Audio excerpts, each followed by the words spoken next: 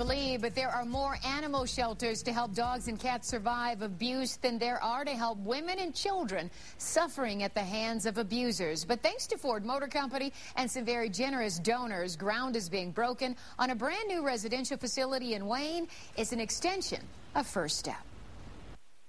Sometimes it's nearly impossible to spot the face of an abuser. And for the women and children suffering at the hand of one, it's not always easy to escape.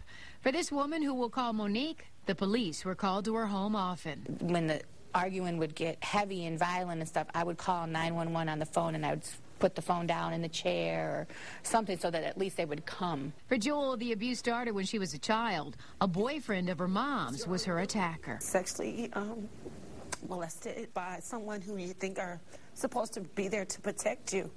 So dealing with that, I was a quiet person. I always kept things bottled in. Not telling led Jewell into even more destructive relationships, and the abuse wasn't always physical.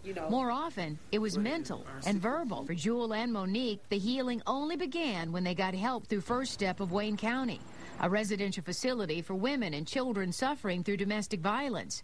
They offer counseling, a 24-hour hotline, housing, and other resources. I called the night of my altercation, and the first thing they asked me, "Are you safe?" I said, "I am now because I'm in my car." They said, "Well, we have housing for you if you want the help." Teresa Bizzo is First Step's associate director, and Jennifer Hartke is president of First Step's board. It's about 6 acres. This week, they're breaking ground on a new residential facility where families will be housed. We want to give the residents a little more privacy. We want them to be able to be a little more self-sufficient. We went on a tour of the new facility. State-of-the-art kitchen, supply room filled with donated goods, even an exam room for victims of sexual assault.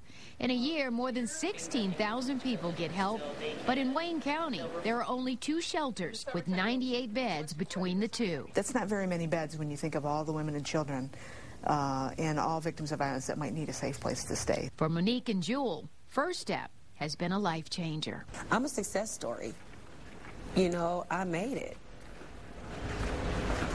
And if she can make it, so many others can too. First Step hopes to have the outside of the facility built by April, but many more donations are needed. If you'd like to help First Step, please attend their Chill at the Joe fundraiser. It's a family-friendly event on October 10th at Joe Louis Arena.